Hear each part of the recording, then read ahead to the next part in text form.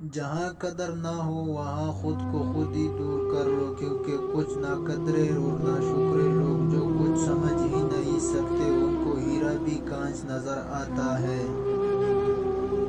حسد کا کوئی فائدہ نہیں، بلندیاں خدا کی ذات دیتی ہے۔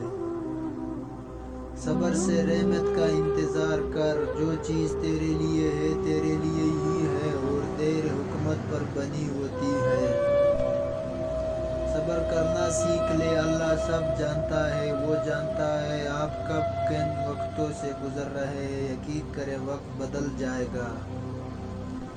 صبر کے کچھ گھونٹ اتنے کڑوے ہوتے ہیں کہ زندگی بھر کی مٹھاس چھین لیتے ہیں۔ صبر اور قدر ہر کسی کے بس کی بات نہیں ہوتی، یہ وہی بندہ کر سکتا ہے جو اعلیٰ ظرف ہوتا ہے۔ کبھی کبھی کسی کے الفاظ اتنی گہرائی تک چھپ جاتے ہیں کہ پھر ہم چپ سے ہو جاتے ہیں اور سوچتے ہیں کہ کیا واقعہ ہم اتنے برے ہیں۔ لوگ کہتے ہیں انسان کو امیر ہونا چاہیے اور میں کہتے ہوں انسان کا ضمیر ہونا چاہیے۔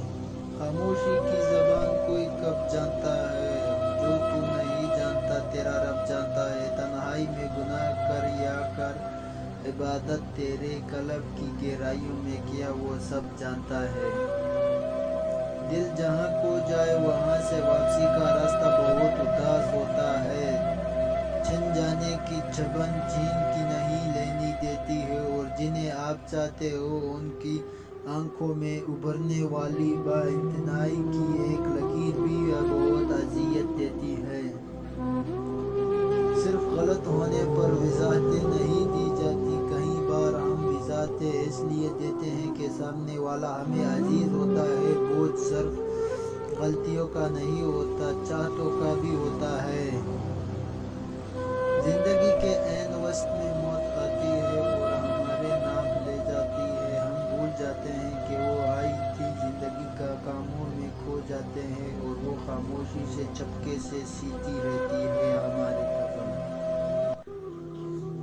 5 انگلیاں برابر نہیں ہوتی، لیکن اگر آنکھ کو جھکا لیا جائے تو برابر ہو جاتی ہے۔ بعض اوقات زندگی تب آسان ہو جاتی ہے جب ہم جھکتے ہیں اور نرم رویے اختیار کرتے ہیں۔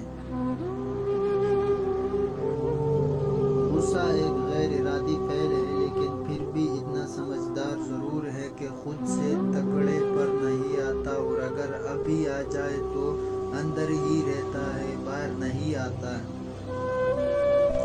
جب اپنوں میں بیٹھ کر آنکھیں آنسوں سے بھر جائے اور منہ چھپا کر آنسو صاف کرنے پڑے اور زبردستی چہرے پر مسکراہٹ سجانی پڑے، تب زندگی سے زیادہ بے